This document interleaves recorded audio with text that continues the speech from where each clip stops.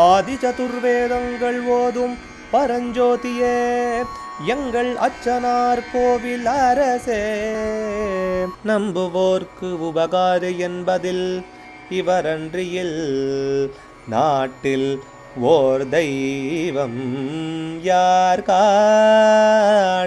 ஆதி சதுர்வேதங்கள் ஓதும் பரஞ்சோதியே எங்கள் அச்சனார்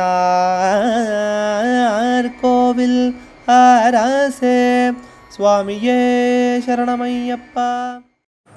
அச்சங்கோவில் அரசே சரணமையப்பா. பகவானுடைய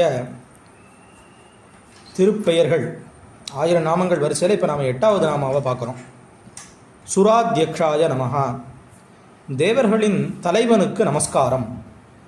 சுர தேவர்கள், அத்தியக்ஷ தலைவன். இதில் தேவர்களின் தலைவனான இந்திரனுடைய ரூபத்தில் இருந்து அந்தந்த திக்பாலகர்கள் அக்னி, யமன், வருணன் இவர்களை அந்தந்த காரியங்களை செய்யும்படி கட்டளையிடுறவன் ஒரு அர்த்தம்.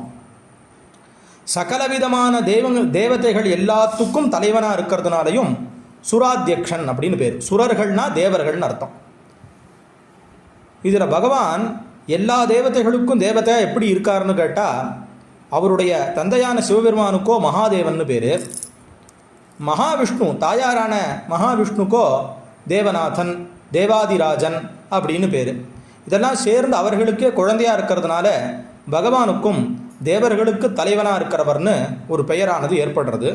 அதனால் சுராத்யக்ஷாய நமஹா, தேவர்களின் தலைவனானவனுக்கு நமஸ்காரம்னு இந்த திருப்பெயரினுடைய அர்த்தமானது விளங்குறது. அச்சங்கோவில் அரசே சரணமையப்பா.